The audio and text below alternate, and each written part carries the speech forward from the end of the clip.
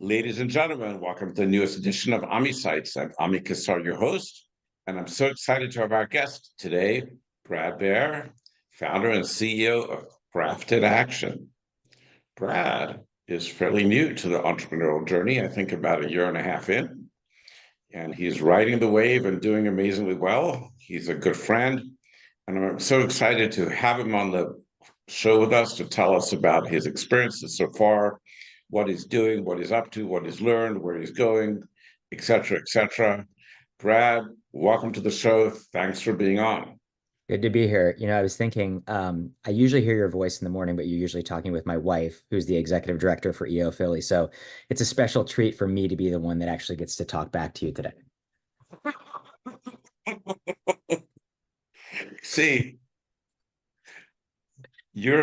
she's your wife, and she's one of my work wives. So we share her in common, but the reality is she keeps us both in line. Indeed, indeed. I will confirm that.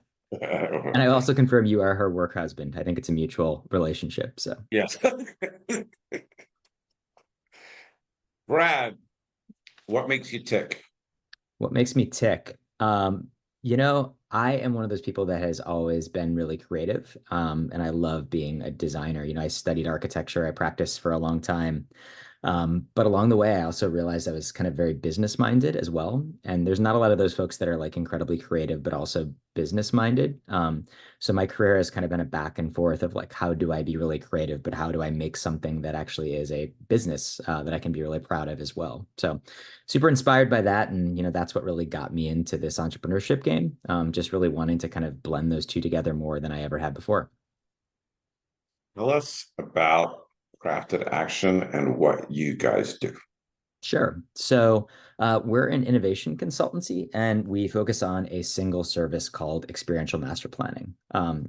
What that means is that we basically plan, design, and implement immersive exhibits and spaces for any organization that would call their target audience visitors. So you can think people like brand centers, museums, entertainment venues, and retail. So a few different examples. We're working on customer experience centers for Boeing, and everyone knows they need a better customer experience for people wanting to buy planes these days. We're working on new interactive exhibits for the Boys and Girls Club and some really cool digital initiatives for the Mann Center for Performing Arts. So the idea is basically that we're just sort of the first call for organizations that want to do something innovative in some sort of a physical space. Awesome. So, when did you start this new venture? So it will be 2 years this August. So just over a year and a half at this point. And it was fresh off the heels of doing similar-ish work somewhere else. And it was one of those things that I was thinking about for a long time and finally made the decision. And, it was something I went back and forth on, like I said, but I'm incredibly thankful. It's been a ride. It's been a roller coaster. Everything that I've heard about entrepreneurship over the years has proven true. But I really do feel like I made the right choice. Let's dig into that Yeah. that decision to do it. I don't want to talk about the specifics of your back, what was going on or whatever, but you have a young family and two young kids and a mortgage, and it's one thing to a little bit like when I started. It's one thing to start when you are just out of college or you have no overhead or this or that or the other. But what what made you well, tell us a little bit about that decision to do it? How scary was it? Yeah.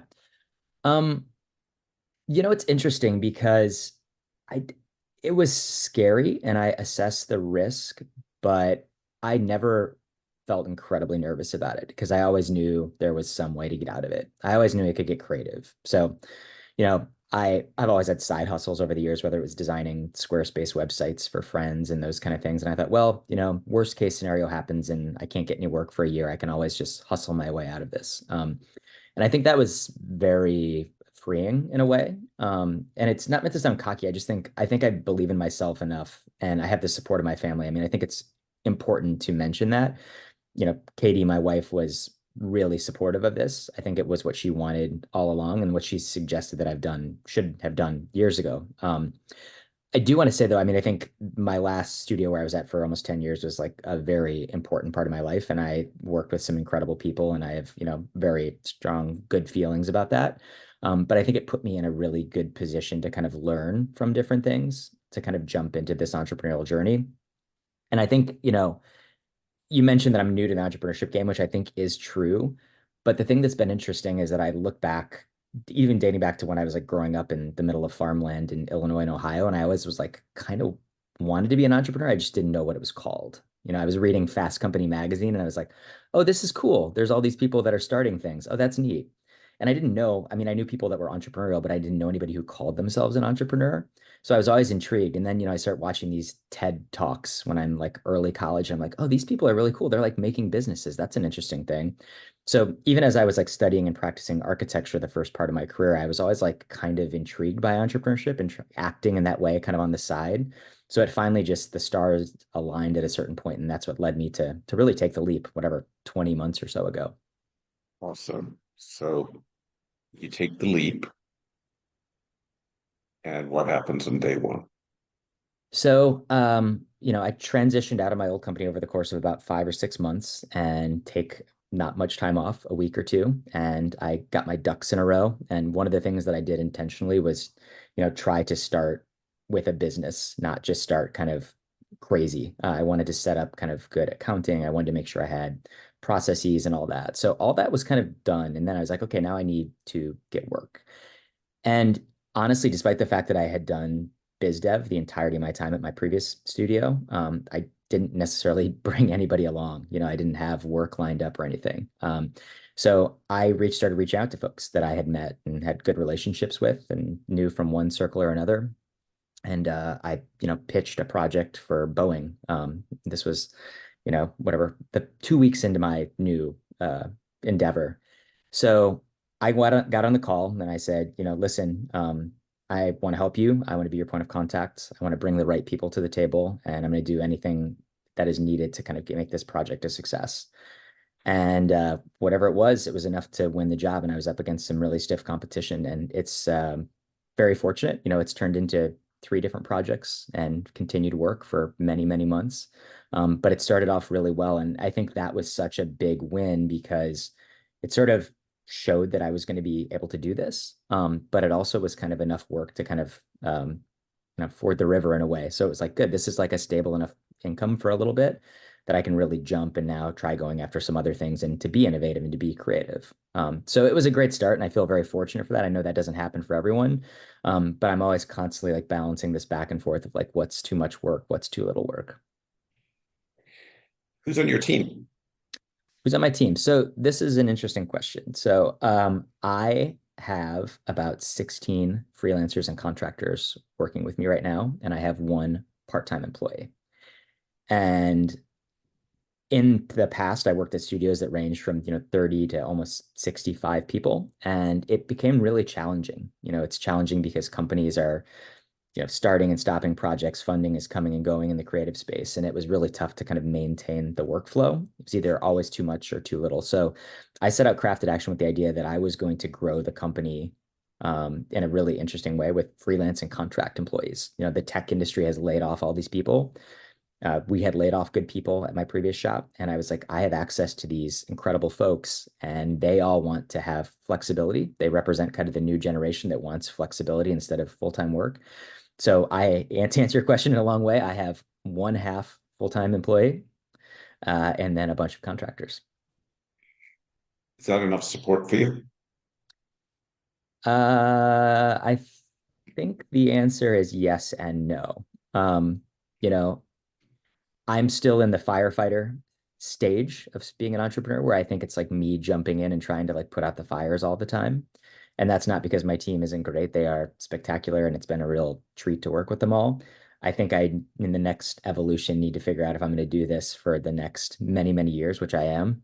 How do I keep this up? I don't think I can continue being a firefighter for the next, 20, 30, 40 years. So I really need to think about how we build out the team. My managing director is spectacular. She's really great and she stays on top of everything. But there definitely needs to be some other folks that will make this thing last well into the future. Okay, ready? We're going to have a podcast. We're going to kind of have a podcast slash coaching session here all together. Are you surprised? Not at all. Not at all. You've been a good mentor throughout all this, so I'm not surprised in the least.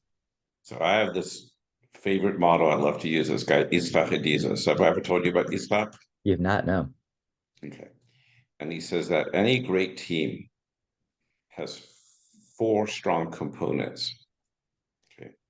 One component is E. That's the entrepreneur. That's the fire, the guy who sets things in fire, crazy ideas, nonstop, blah, blah, blah, blah, blah, all the time, running. The next person is the A. That's the administrator that likes to dot I's and cross T's.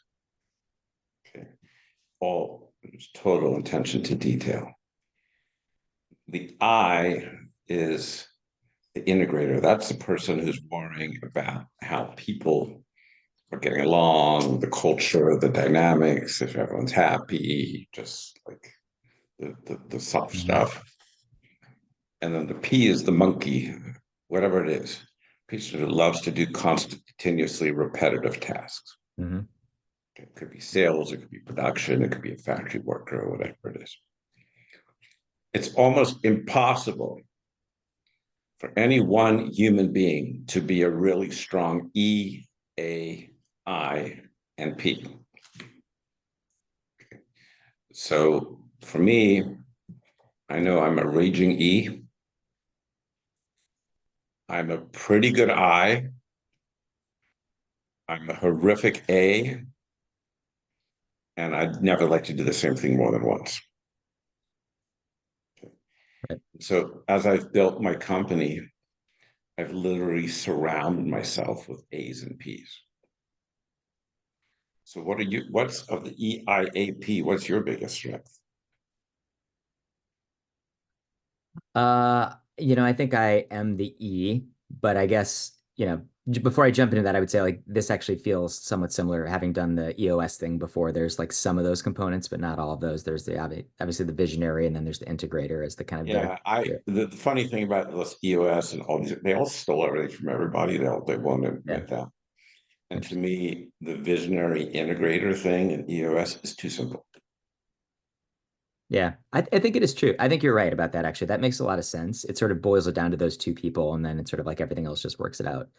Okay, so one more time. EAIP. EAIP, E raging entrepreneur, A dot I cross T's, I integrator, wiring whatever those feelings and emotions, P that the monk, not in a negative way, because we all need P, the monkey who likes Yeah. to do repetitive things continuously. I think I'm the E for sure. I wouldn't call myself a raging E, but I would call myself as someone that's always like looking around the corners and thinking about what's next. Okay. So I would say I'm an E first and foremost. I am also kind of, I guess, I don't know. I'm sort of the integrator in a way too, because I'm sort of managing the client relationships a lot, I would say. And then at this phase, I'm doing more P than I should be, which I guess is not uncommon. So I would say the P, obviously, like that's where the contractors come in. So I would say those are the two I am the most if I had to pick. What of those four things is the part you hate the most? The issue is that I don't hate any of them. Like I actually, having done architecture, it's such a monotonous career, even though everyone thinks it's like this sort of like you're designing big things are always new. There's a lot of like monotony that you get used to. So I don't mind like getting in and like doing those sorts of things, but I have enough sense to know that like that's not the best use of my time to be like So doing little I'll designs. ask the question another way. Which of the four is your least valuable use of your time? Uh, the P for sure. The How P. about the A?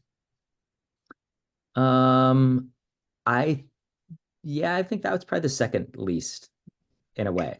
And I feel like that's the one that I have the most handled right now with my kind of single employee. All I'm suggesting is if we really understand our strengths, and if you surround yourself with people that complement your strengths, Mhm. then your strengths can really amplify. Right.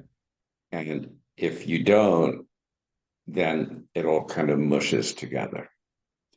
Right. Because what I mean, like I'm not trying to sound like the professor here, Okay, like I'm 15 years in, and I finally figured out in the last 3.5 months how to actually find time for myself to start exercise. Okay. Yeah. So, and that it's okay. It's actually better for me to take the time off. Like I arrived at work at 9:45 today because I was at the gym. It's actually okay for me to take the time Mhm. off to do those things. But just one of the things about the journey is, for whatever it's worth, is I'm constantly trying to get myself fired. Yeah. I mean, I remember you saying that, and I think it's something that is important. It's hard. It's really hard at the beginning, Yeah. really hard. And I keep trying to chip away at it, and the cheese keeps moving. Every Right. time I try to get myself fired, something else shows up. So, Yeah.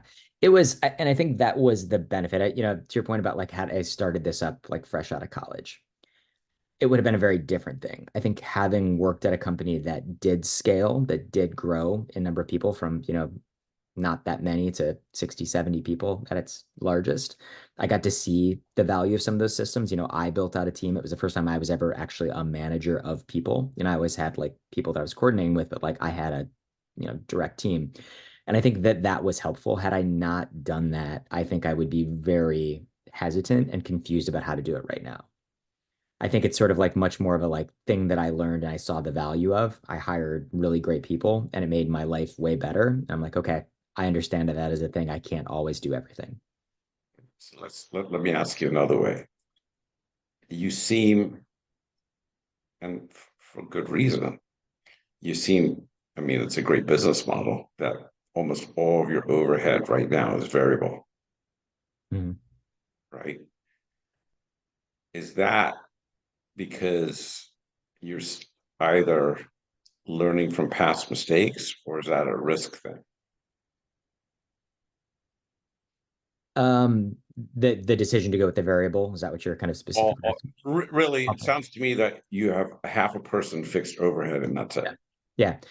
Yeah. My thing about that is that I think we're at a kind of interesting point now where like, you hear about the gig economy, you hear about people sort of like being exhausted of working full time. And I know that's not everywhere, but it is sort of the like flavor of the day, flavor of the week situation where people specifically in like design, environmental graphics, motion graphics, like my world that I'm in, like the gig economy is really common there. And for me to pay slightly more for those people and have that flexibility in a market that's really volatile with like things starting and stopping is absolutely worth it.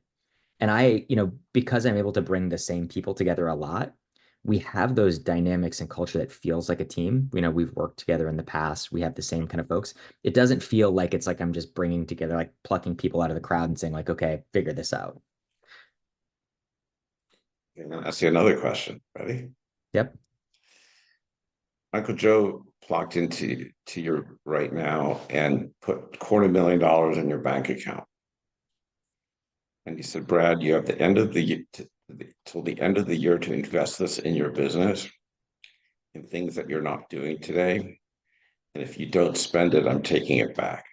What would you do with the money? So I have a very definite answer for that one. My goal in the next year or so is to have a team of 4 people. And I would use that money to have that team of 4 people and to hire those specific folks.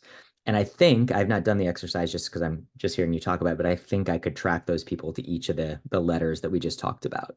So that's how I would spend the money. I mean, I wouldn't go buy an office. I work out of a co-working space. I'm flexible. I work at my clients, so I don't need that kind of thing. We have a great pipeline that's looking, 16 to 18, 20 months out, that's looking really strong. So I wouldn't necessarily go do a big marketing push. I think I would hire those people to basically put them on work and to really kind of start the engine of what the next version of the company will be. What do those people look like? Do you have them in your mind? I do. I do. I mean, I have actual people in mind, but the one of them is like a definitive P. Like he is that person that is going to totally just get it done and do it. I have folks that I think are the absolute sort of like, culture, making things work people. So I think those are the two. And then it's obviously the kind of other person that I mentioned that's halftime right now. And then I would sort of maybe say there's one other person I would consider, but I think three people for sure I would hire. And then I would sort of use the rest of the money. I don't know, that would probably use up all the money, to be quite honest. But Okay, so let's take two scenarios. You did that or you didn't do that. mhm. Okay. How much bigger and assuming you did it, how much bigger and more profitable do you think your business will be in 3 years from now if you do that versus you don't do that? Well, so okay, this is an interesting one because I don't know. This is the thing about growth, right? Like NEO and any organization, it's everything's growth minded. We're talking about growth, the metrics of growth, the data of growth, and those things. And having done that in the past, like we were growing by FTEs and we were growing by sort of like amount of work we were doing, but our margins were not great. We were just like bringing more and more and more work, but it was this hamster wheel. It's like more work, but we're not making any more money. And then we'd hire more people. We need to bring in more work. So it was this endless thing. So my thing about like if we were to hire people right now, I don't know that it's going to like put us that far ahead as far as like income or profit or something like that. I think it just basically starts this process earlier and like lets us get cohesive as a team. So we would basically, put us whatever 12 months ahead of where we would be otherwise. I don't think from a like bottom line or amount of work we could service or anything like that, it actually makes that much of a difference. You're not going to, it won't make a difference for probably the next 12 months. In fact, if you hire those people now, while you're figuring out how to put them together and to make them work and how to make them click and whatever, your next 12 months will probably, from a bottom line and a P&L basis, looks worse than Yeah. if you did it. The Right. question is, what would that look like in aggregate? What would the whole engine look like in 3 years from now? If you're willing to take that pivot, it's a little bit like you decide, and I know you guys have done this before, to renovate your house, Mm-hmm. right? That 6 months or 12 months while you're working on the project and in the dust and spending the money, it sucks, right? Right. But then when it's done, you love it and you have a beautiful house and something really to enjoy and flourish. So that's so the question, it's more of a long-term question, I think, than it is a short-term question, right? And Right. there's not necessarily, so the question is, it's not what this year will look like, it's like what 3 years from now will look like. Right. And then is it worth the pivot in order to have that picture? That's the one thing. And another part of that question is your lifestyle. So it'll suck for 6 months while you're trying to figure it out, right? Yeah. But if you actually get it working right, in year 2, 3, and 4, you'll be able to work less. Yeah. So I'm not just to be clear, I'm not a proponent of growth just for growth's sake. I'm a proponent of change and figuring out change, but I am a proponent of figuring out kind of what life you want to lead. And Yeah. if you want to keep working at the pace and the rate that you're working at, and just there's another risk in that, there's a risk of dropping. Right. Yeah. And I think that's real. I mean, that's I sort don't of, want to deal with your wife if you drop. So can you just like get your shit together, man? yeah, yeah, for sure. No, I mean, I think it's a real thing. And that's like, I've always realized when I've ever done the like, personality things and assessments, it's always like you're the person that just like kind of dives in and just handles everything. And it was never a like, how do you figure out the system? Who do you need to hire? That was just like, I go in and I fix it. And I know that's not going to work forever. And that's why I think I talk about like the next phase of the company. And I'd sort of saying like, okay, this has worked. We proved the concept. Great. What is phase two? What is phase three? What is phase four? I mean, the other thing, and this is maybe a question for you too, like in the creative world, whether you're talking about ad agencies or architecture firms or whatever, it is so uncommon to hear someone talk about the like, what is the exit plan, right? Like, what is the whether it's a succession plan or is the goal to sell or whatever it is, what's the out? And it's been interesting to me because I've been trying to be more conscious of that. I was trying to thinking like, well, what is the best case scenario of this? Is this a company that we grow to be gigantic? Is it a company that just becomes a, lifestyle consultancy? Or is it a company that you basically, having looked around, I've seen a lot of organizations like mine that get acquired. They operate for several number of years and they basically build a small team, have a great client roster, and then they just sell. So I haven't made a decision about that. It's still a little too early to do that, but I will say that I think I've been thinking about that more than anywhere else that I've ever worked previously. I mean, what was your, you're still running a company, your organizations, like how much of that did you think about when you first started? I didn't think about it at all when I started. When I started, it was just survival, right? Right. But I think that what I do think is that you don't know that, and it's hard to know that end game now because assuming that end game is 8 or 10 or 12 years, or maybe not, Yeah. right? And but at least what I've learned, which is hard, is if you want to have the most flexibility for those options at the end game, you've got to try to build a company that doesn't need you. I think that's right. Yeah. I mean, And that, that's really hard to think about right now yeah, because you're like stuck in the weeds, right. right? And um, and it's taken me, and I'm still trying to figure it out, but I don't want, like, I remember the first time I came into my office, it was like year 4 or 5, and there was a meeting going on with someone from the outside, and I didn't know about it. And I was like, a little shaken. I was a little taken aback. Like, how can they be meeting? How could I not know this? But that's a great thing, right? Yeah. So trying to loosen that sense of control. And it's hard because the other thing is we all think that if we're not involved, like if we're not involved in it, it's not going to happen. Like I gave up my email 3 months ago. You know how hard that was for me? I bet. Yeah. But you know what?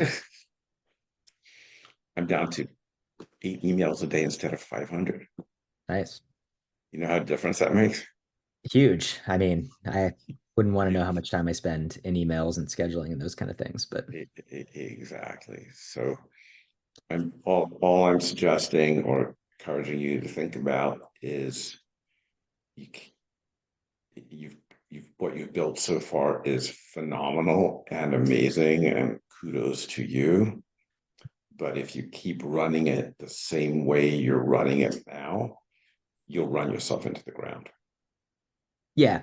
Um, I think that's loud and clear. And I think I have had those moments just where I'm like, you know, I've realized that I'm like, I can't keep this up. Like I can do this for a while and it's still in the fun kind of early stages where I can do it, but I'm like, I can't imagine, nor do I want to be doing it when I'm, 30 years older than I am, right? 25 years older than I am right now. It doesn't feel like a good business at that point. And likely if I do keep going at that speed, I won't even be around to do it. So that's why I think it's this pivotal moment to say, okay, what happens next? How do we grow? What do we want it to be in the end? Asking all those kinds of questions. At the beginning, you almost feel like you're invincible, right? Yeah. And you almost feel like you have to be invincible. I mean, I lived on Diet Coke for the first 2 to 3 years. I would like literally drink 2, 3 bottles a day. It was disgusting. The abuse. I mean, I landed up in the ER more than once. Okay, and it's in some ways it's a rite of passage, but I still didn't learn my lesson. Right, I still kept going. It took a long time to figure it out, and a couple near death experiences. Yeah. And so on one hand, I applaud you for building this incredibly flex organization that you've built. That's amazing. And you could probably keep it going for a couple of years and stash away a bunch of cash, but it's not sustainable. Yeah. Yeah. And that's the 2 year scenario about like if someone gave you the money, what would you do with it? It's like the benefit of sprinting for a little bit is like we're on a solid financial footing right now. I mean, it's obviously not, we're not retiring and buying a yacht by any means, but like it is a solid enough footing that I feel like I'm not operating out of fear or what will happen or what will I do, but I like have that money to say, okay, I can make some hires now and not have to lose sleep of it over it Right. on night. So Or that that's not to push on you. It's also a lot of it's also that if you want to de-risk it a little bit, you can also borrow money now. yeah, Okay. You could go borrow. A lot of people go to the SBA, they borrow $250,000 or $350,000 on a 10-year note. So they've got that, they're leveraging some of what they've got, and they've got a monthly payment that they can afford. And that de-stresses a little bit that feeling like, of like, oh my God, I'm just going to whack away at my reserves. And that you don't have to put yourself through all the cash flow stress if you don't want to. Right. And I mean, just to give you like props on this too, like when we were talking about it before I kind of decided I was going out on my own, you're like, do you have value in your house with a HELOC that you can pull out? And, we went and did that process. And I know there's all kinds of small business loans that you talked about. And it's funny. It's like you think about that and it might not seem like a big deal, but it is a huge deal. It's just like, it's your sort of like fallback plan. If something happens, then what? If something happens, then what? And just those little moves actually go a long way in kind of removing, 1% of stress that might otherwise be there. Yeah. I mean, my goal, I joke about it, but I'd love to start, instead of the Inc. 5000 awards, I'd like to start the Sleep 5000 awards. We should do this together, Brad. There we go.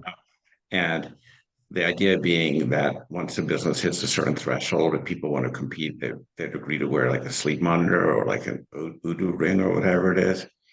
And then the entrepreneur that wins isn't the one who grows their top line the fastest one. It's the one who sleeps the most at night. I think this is a real idea. I feel like there's some like momentum, especially if you follow some of the like efficiency bloggers out there and that kind of thing. They would be way behind this. Yeah, like there's something to be said about like, um, I've been using this Morpheus app and this recovery app, and it tracks like my recovery rate, and I try to keep it close to 100%. And if I'm below it, I know I'm out of whack, and it tracks my sleep and all that stuff. So like trying to grow it, but also sleep at night. And there's a balancing act, because the more if you're able to sleep a good, healthy 8 hours a night, you will grow a longer term, more sustainable company and Yeah. be a better parent and a better dad and better husband and all that shit. Yeah. I mean, it's funny because talking about like going to the hospital or wherever, you and I were joking before we got on the call. I was like in the ER not too many weeks ago having these headaches. And it turned out to be fine. But in the back of my head, I was like, oh my gosh, what am I doing? And it was like this really good wake up call.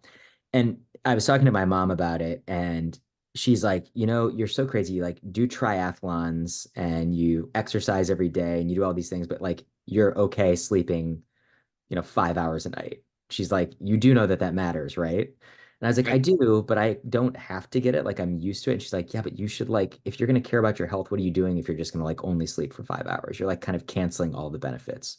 So, my mom, and as moms do, have a lot of motherly wisdom. And I've taken her up on it a little bit. I'm getting much better night's sleep, but I definitely have room to grow and more sleep to be had. I went for this test like 3-4 months ago, a DEXA scan test. Have you ever heard of them? Oh, It's like this body fat composition, muscle, like bone density test. And it told me that I'm 55, told me I had a biological, I'm going to go have another one because I'm like 12 weeks since then. I've made a lot of changes. It told me that I have a biological age of a 59-year-old. That wasn't so bad. It told me that I had um, a a body grade of a C minus. I never got a C minus in anything in my life. Okay. And the scariest thing for me is I didn't know about any of this. We all have visceral fat in our body, which is fat attached to organs and stuff. mhm. You're supposed to have between half a pound and a pound. I had 8.4 pounds of it. Oh, wow. Okay. And that like woke me up, right? I was like, there's cancer and all that kind of crap goes in there. I'm like, I got to change. Right. So I'm not here trying to prophesize and say, oh, I've got all the answers and all the wisdom. It's a journey, man. So No, I think it makes sense. And it's like in the same way that I sort of like set the company up with like the bookkeeping and all that early on before I started, I feel like I need to like set it up with those habits in a way before we keep moving forward. Otherwise, like I'm going to be prioritizing on the wrong things. And then, you know, I get sick and can't do the work. And then to your point earlier, like right now, if I'm not able to be there, then, not much gets done in a way. And I don't want to undermine my what could team. bring your business? What could bring your business to its knees? Um, I mean, because I'm doing all the biz dev and sort of like I'm still in every single meeting for the most part, like that, would bring the business to the knees. If we're not doing biz dev, like there's nothing. Yeah, Like there's your health, your health, my your health. Yeah, health. for sure. Yeah. Enough said. So point taken, point taken. Always mentoring, always being the coach, Amy. Oh my God, I drive people crazy sometimes, but I can't help myself. So, We should put you on payroll for like the Bear family. You're our oh, kind of therapist, soothsayer, yoga therapist. therapist, soothsayer coach. Maybe you're the fourth hire that I make. uh, it's pretty funny. I mean, I'll just share the story. Katie, Katie's the executive director of EO. We've been working on this for years, and she was with my wife last year in South Africa, and they were complaining, bitching to each other because all my answer all the time was, "It's just going to work out." Yeah, he always says that. Yeah, he always says that. I can't stand when he says that. I'm like, because it does. It does, and I maybe that's a similar kind of thing that I said. Every one of these projects that we've worked on in the last 20 months or so, everything always, as any project does, it kind of goes up and down and all over the place, and the clients disappear, but they all get done. Somehow it's all going to freaking work out. You might have a couple little like brain freezes in the process and a little heart failure here and there, but it'll all work out. Indeed. Brad, where do our amazing listeners go check out your work or your website that examples all the work? Absolutely. So, craftedaction.com is our website. We have a few really exciting things on there, a couple more coming in the next few weeks. Just uploaded a new case study that's pretty exciting for a company called Simple Tire.